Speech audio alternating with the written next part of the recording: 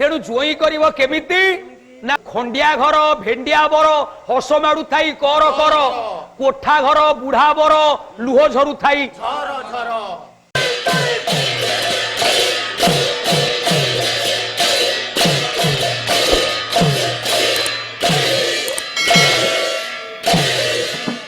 कुलंच शिलंच वयसश्च रूपं विद्यांच वितंच सनातथांच येतान गुण सपत परीक्ष्य देयम कन्या बुधै से समचिंतनीय।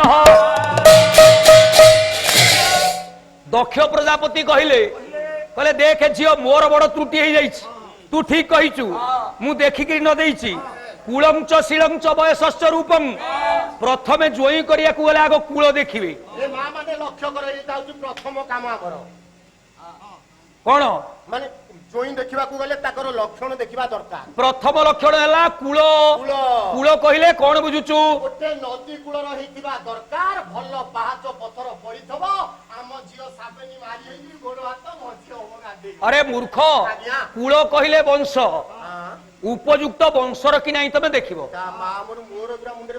बुझी पारलु। तापरे 2 नंबर लक्षण जोईर मन रखे शिल मां माने जोई करिबा को गले ताको अगणा बारियार सब देखिबे बगड़ा शिल कोठी पड़िछि जति शिल नाही से दुआके पीछे घूम किरे काई की जोई लक्षण सेठी ना एबे हमें ग्राइंडर दउचु छियो बाटीबा आ पत्थर टेकीबोनी नाही को ग्राइंडर एठी लेखाई कि एपटे परा लेखाई छि शिल शिल शब्दर अर्थ तू कहउचु जो बोटा शिल आज्ञा आज्ञा तालबेश हर्षई कारल शिल बोटा शिल मु कहूची तालबेश रे दीर्घई कारल शिल समाने चरित्र जोईर 2 नंबर लक्षण होची चरित्र चरित्र देखिबा आज्ञा सेति पई कि नरेंद्र महांती जणे कवि भद्रक जिल्लार कहिले युवक प्रतिभा अच्छा से कोन कहिले बोले चरित्र रे जारो महानता नाही से काहू गढिबो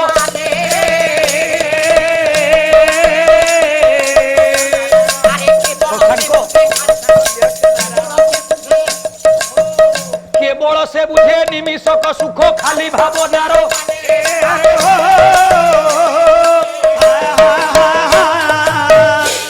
शत्रुघ्न आम कथा भीतर कुआ नरेंद्र महांती कहले चरित्र रे जार महानता नहीं से काहू गढ़िबा आने केवल से बुझे निमिषक सुख खाली भावनार माने। जोईर 2 नंबर लक्षण होची चरित्र कुलंच शिलंच आग चरित्र को देखिबो 2 नंबर से जदि चरित्रहीन तम झियो को छाड़ी अन्य को झियो पछरे ओडीबो चरित्रवान लोक कहिथिले एक पत्नी व्रत को अवलंबन करिवो बुझी पारलु। कुलंच शिलंच वयस जोईर वयस केते हेइथवा दरकार आज्ञा वयस 3 कोड़ी 5 15 हेइथिबा दरकार। अरे मामू बुढ़ा जोई कले आज्ञा चंचल मरी गले नवीन बाबू हमर सरकार भत्ता सिस्टम कर दैछंती आराम रे बटुआ पकई बुलियो अरे ओला शास्त्र रे कुहा होची जोई देखिकरी युवक करिवो ओथली बोली गोटे छोट बही अछि छोटिया बही रे लेखा हैची खंडिया घर भेंडिया बर हस माडू थाई कर कर कोठा घर बुढ़ा बर लुह झरु थाई झर झर बुझिलु आ गोटे पद लिखिछथि मधु बाबू बोले उड़ी गोले गेंडालिया झाड़ी देले पखी जेमा देई कांदू चंती बुढ़ा बर देखी जेमा देई कांदू चंती बुढ़ा बर देखी उड़ी गोले गेंडालिया झाड़ी देले पखी उड़ी गोले गेंडालिया झाड़ी देले पखी जेमा देई कांदू चंती एथर का असुविधा होची कि तेणु जोई करिवो केमिति ना बयस बयस केते हेले समाने कहलु देखी जदि झियो को वर्तमान जुगरे 20 वर्ष जोई की 25 हेले समान बयस सत्य जुगरे सेमिति नथिला सत्य जुगरे जदि झियो को 20 जोई की होउथला 60 वर्ष तापरे त्रेतया जुग आसी गला झियो को जदि 20 जोई की 40 द्वापर जुग झियो को जदि 20 जोई की होची मात्र 30 कली जुगरे मात्र 5 वर्ष अधिक हेले यथेष्ट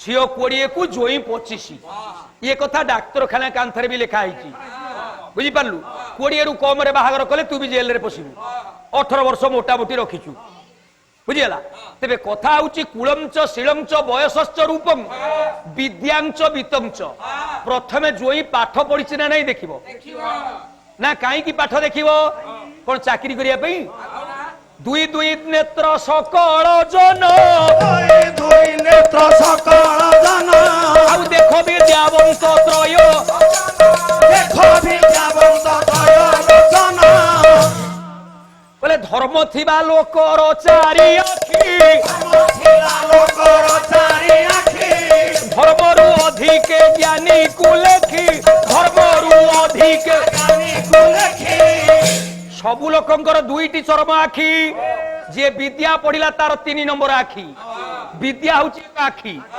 ଧର୍ମ ଏକ ଆଖି ଜ୍ଞାନ ବି ଏକ ଆଖି ଯଦି ଜୋଇ ପାଠ ପଢିଛି ତାର 3ଟା ଆଖି ସମସ୍ତେ ଯୋଡିଆ ଆଖିରେ ଦେଖୁଥିଲା ବେଳେ ସେ 3 ନମ୍ବର ଆଖିରେ ଦେଖିବ ଯଦି ଝିଅ ଘର କିଛି ନାହିଁ କି ଝିଅ ଘର କିଛି ଦେଇ ପାରୁନାହାନ୍ତି ଅନ୍ୟମାନେ ରାଗିଲେ ସେ ତାଙ୍କୁ ଚିଡିବ ତେଣୁ ଜୋଇର ପାଠ ପଢା ହଉଛି 3 ନମ୍ବର ଲକ୍ଷଣ କୁଳଞ୍ଚ ଶିଳଞ୍ଚ ବୟସଶ୍ଚ ରୂପଂ ତାପରେ ଜୋଇର ରୂପ ଦେଖିବୁ ଜୋଇ କେମିତି କରିବା ବୋଲି ସତୀକି କହୁଛନ୍ତି ଦକ୍ଷ ମୋର ବା ଭୁଲ ହେଇଯାଇଛି ବୋଲି ଆଜି ଅପମାନ ମୁଁ ପାଉଛି କୁଳଞ୍ଚ ଶିଳଞ୍ଚ ବୟସଶ୍ଚ ରୂପଂ ଜୋଇର ରୂପ କେମିତି ହବା ଦରକାର ପୁରା ଆଜ୍ଞା ଜହ୍ନି ମଞ୍ଜି ଆକୃତିର ହେଇଥିବା ଦରକାର ଜୋଇର ରୂପ ଆଜ୍ଞା ଶତ୍ରୁଘ୍ନ ଆଜ୍ଞା ସୁନ୍ଦର କଳାରେ ଧଳାରେ ଦେଖାଯାଏନି ମୁଁ କହିଲି ଜହ୍ନି ମଞ୍ଜି କରି ହେଇଥିବ ଆଉ ଆଚ୍ଛା କହିଲୁ ସୋନି ମଞ୍ଜି ଭଳିଆ କଳା ବୋଲି କଣ ତାକୁ ସୁନ୍ଦର କୁହାଯିବନି ମୁଁ ବିଲକୁଲ ତାକୁ ପସନ୍ଦ କରେନି ଆରେ କୃଷ୍ଣ କେମିତି କଳା। ଦେଖିବାକୁ କଳା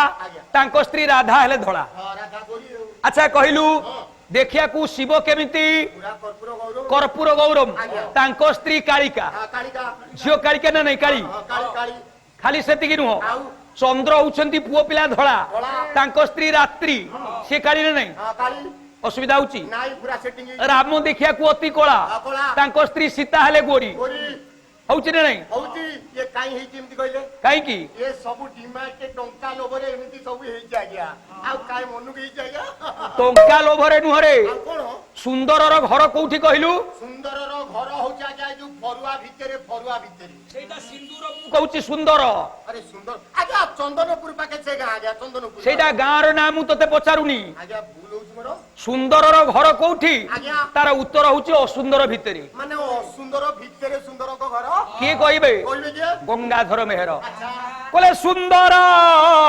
ଭିତରେ ନଥାଏ ସୁନ୍ଦର ସୁନ୍ଦର ଭିତରେ ନଥାଏ ସୁନ୍ଦର ଅସୁନ୍ଦର ମଧ୍ୟରେ ସୁନ୍ଦର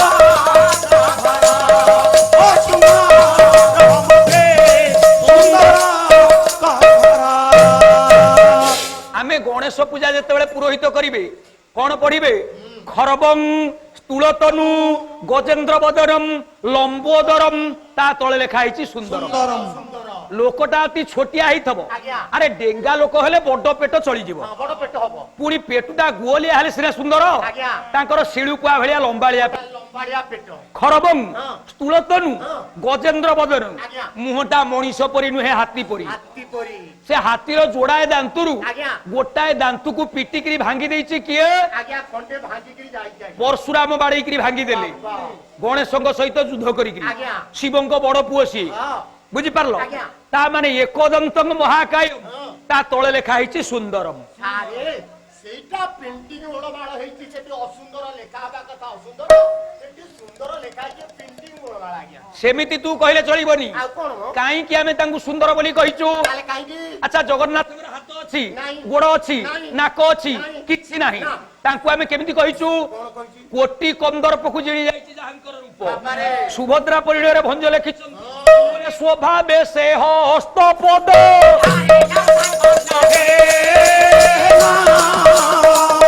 নাসা কর নহি নরে ভলা নাসা কর নহি না স্বর কোটি যার শোভা কুসমা ভঞ্জ কহিলে স্বভাবে সে হস্তপদ নাশা করনহীন কোটিয়ে কন্দর্প তা তো সহিত সমান হেবেনি তাহলে কাহিঁকি କାହିଁକି ଆଜ୍ଞା ନା ଆମେ ପ୍ରତ୍ୟେକ ମଣିଷ ଗୁଣକୁ ସୁନ୍ଦର ବୋଲି ଧରୁ, ରୂପକୁ ସୁନ୍ଦର ବୋଲି ଆମ ଭାରତୀୟ ମାନେ ଧରନ୍ତିନି। ଭାରତୀୟ ସନାତନ ସଂସ୍କୃତିରେ ଯିଏ ଗୁଣବାନ ଲୋକ ପୂଜା ତାକୁ ଦିଅନ୍ତି। ଶତ୍ରୁଘ୍ନ ଜଣେ ଅତି ସୁନ୍ଦର ଲୋକ ହେଇଥିବ, ସେ ଯଦି ଚରିତ୍ରହୀନ ହେଇକରି ପର ସ୍ତ୍ରୀ ପଛରେ ଗୋଡଉଛି, ଗାଁ ଲୋକ ତାକୁ ଦେଖିଲେ ଘୃଣା କରିବେ। ଆରେ ଅମୁକ ଜମିଦାର ପୁଅ ହେଲେ ବି କଣ ହବ, ସେଇଟା ନଷ୍ଟ। ଗରିବ ପୁଅ ହେଇଥିଲେ ବି, ଚରିତ୍ରବାନ ଅସୁନ୍ଦର ହେଇଥିଲେ ବି, ଯଦି ଗାଁରେ ଚାଲି ଯାଉଛି ଆରେ ସେ ଅମୁକ ଘରର ପୁଅ, କେଡେ ସୁନ୍ଦର ପିଲାଟା, ସିଏ ପଛେ କାଳିଆ ହଉ, ତା ଗୁଣ ପାଇଁ ଆମେ ତାକୁ ସୁନ୍ଦର କହୁ। ତେଣୁ ଗଙ୍ଗାଧର କହିଲେ ସୁନ୍ଦର ଭିତରେ ନଥାଏ ସୁନ୍ଦର, ଅସୁନ୍ଦର ମଧ୍ୟ ସୁନ୍ଦରଙ୍କ ଘର। ତେଣୁ ଜୋଇଁ କେମିତି କରିବ ନା ଗୁଣ ତା ପାଖରେ ଯଦି ଭଲ ଅଛି ତାକୁ ଗ୍ରହଣ କରିବ। କୁଳଞ୍ଚ ଶିଳଞ୍ଚ ବୟସଶ୍ଚ ରୂପଂ ବିଦ୍ୟାଞ୍ଚ ବିତ୍ତଞ୍ଚ। ବିଦ୍ୟା ଥିବ ବିତ୍ତ ଥିବ। ବିତ୍ତ କହିଲେ କଣ ବୁଝୁଛୁ? ଧନ ବୋଲି ବୁଝୁଛୁ? କୋଉ ଧନ ଥିଲେ ବିତ୍ତ? ବିତ୍ତଶାଳୀ ବୋଲି କୁହାଯିବ।